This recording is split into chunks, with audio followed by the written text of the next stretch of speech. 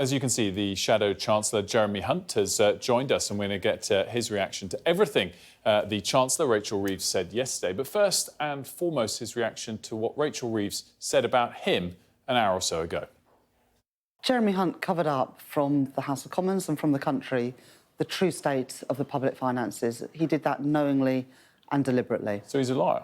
If he covered something up knowingly, he's a liar. He lied, and they lied during the election campaign about the state of the public finances. What's your reaction? I think it's very disappointing that the new government is choosing to do politics this way. I think it actually discredits politics when people call each other liars. And I thought more highly of Rachel Reeves. I actually praised her on election night as being a committed civil servant. I think she can do better than that. The reality is that Are you angry? Are you insulted by this? I mean, she called you a liar.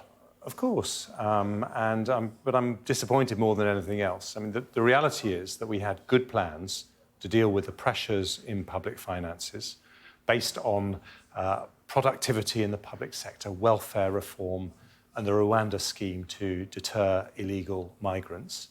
Now, Labour has chosen not to go ahead with those plans. They're perfectly legitimately entitled to do that as the new government. But yesterday, Rachel Reeves approved £9 billion of pay rises for public sector workers without asking for any productivity improvements in return, which is what we would have done, indeed what we did last year. That makes them much more affordable. She chose not to do that. She's cancelled the Rwanda scheme, which means that the asylum bill is going to soar.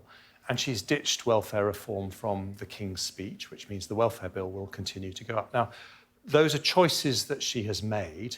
If there's any black hole here, it is because of choices that the new government has made, because we had good plans in place. And that's why I think people will be very disappointed that she's trying to pull this stunt in claiming there's a fictitious black hole. I mean, the spending increase, I think, is a choice, and a lot of people have said that overnight. We put that to Rachel Reeves earlier, sort of alluded to the idea that the black hole perhaps was at least smaller than the overall number that was mentioned.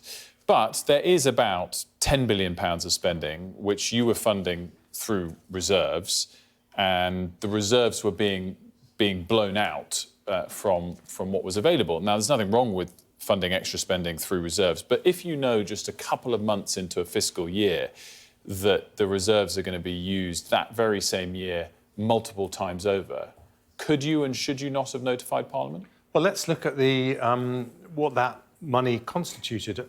£6.5 billion, the bulk of it was for asylum claims. And we had a plan. We were warned by the Home Office that the asylum bill could be up to £11 billion a year by 2026. That number was in the public domain. And so we had a plan to deal with it. It was the Rwanda plan. What Labour did was they cancelled that plan on day one. They said they were going to do that, and they did. And they crystallised those costs at the most expensive moment when we paid all the costs to the government of Rwanda. We had paid all the costs of the accommodation. We had people waiting to get onto planes.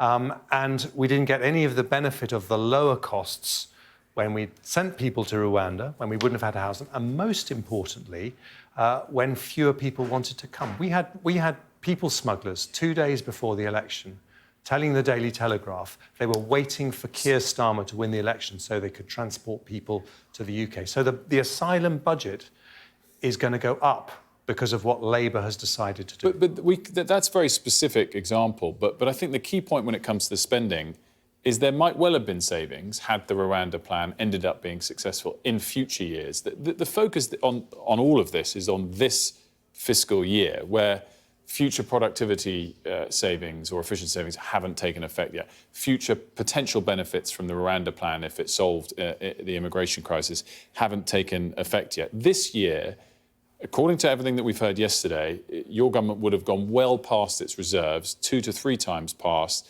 and no one was notified about that. I guess the question is, were you aware in any way that the reserves in this fiscal year were going to be bypassed, and could or should you have told Parliament? But that claim is absolute nonsense, and that's what I'm saying to you. So if you take out public sector pay, around 2/3 of the additional cost is asylum, and it wouldn't have cost anything like the numbers we're hearing about, because we would have carried on with the Rwanda scheme that would have brought the costs down. But I think it's also important to say what all chancellors know is that at the start of a year, we're only 3 months into the financial year, there are pressures on a reserve which you manage down throughout the year. Last year, we managed down pressures in the reserve by £9 billion. You also have underspends where departments haven't spent about £13 billion a year. The reserves at the start of the year were £14 billion. We would have been able to live within our means. I'm a chancellor who did 2 budgets, 2 autumn statements.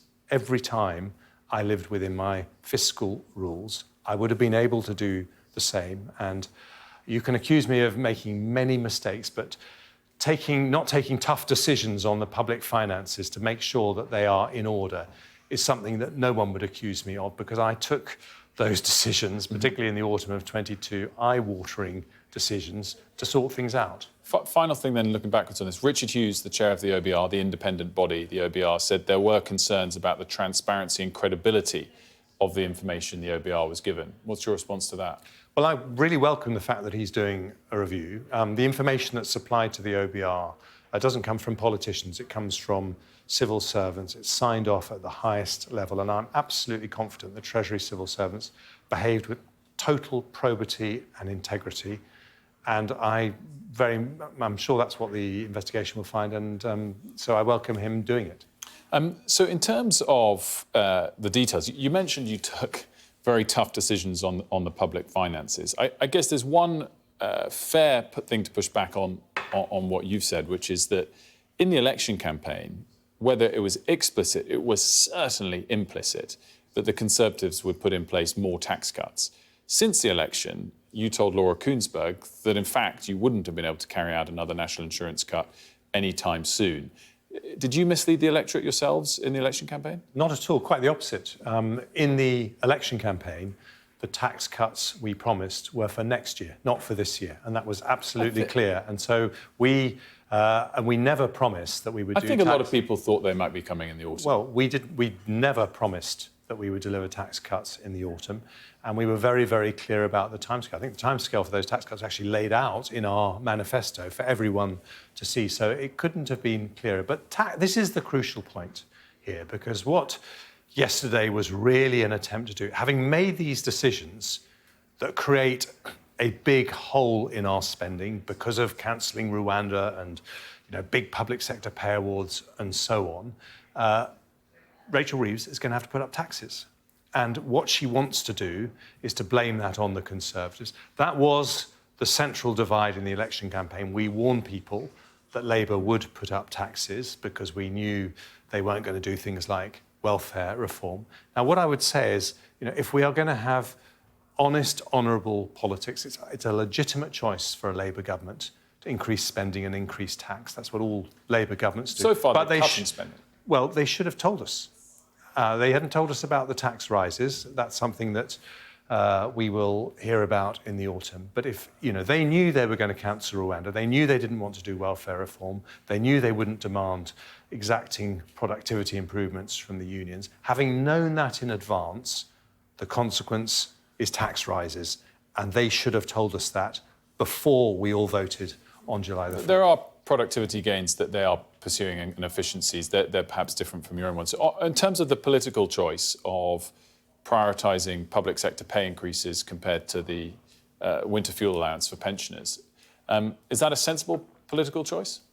Well, it's not a choice we would have had to make if the Conservatives had been in power, because our plans allowed us to carry on. Well, you wouldn't have been able to do the £9 billion cost pay increase as well. But what we did last year was But you wouldn't have been able to do both. Let me answer your question, Wilf. We accepted the pay review body recommendations, but in return, we asked for productivity improvements that brought down the cost of implementing them.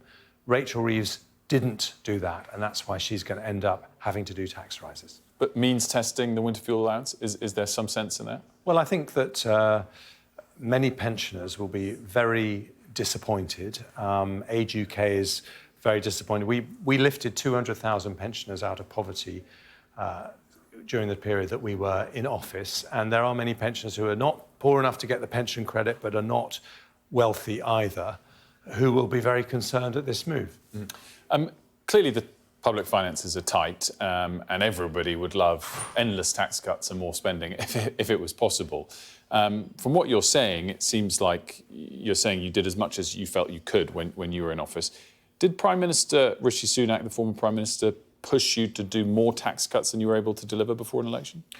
We agreed that if you look around the world, if you look around the world, the economies that are growing the fastest, like the United States, like the Asian tiger economies, are ones with lower levels of tax.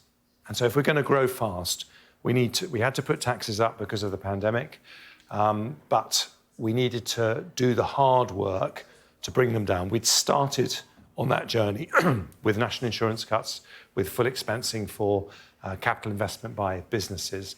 That was the journey we were taking the country on. Now, Labour has a very different view, and I think that is the central contradiction in Rachel Reeves' approach. She says that growth is her number one priority, but she's about to put up taxes that will strangle growth, and that is not a smart thing to do. We might get a rate cut this week. Do you wish the election date had been later?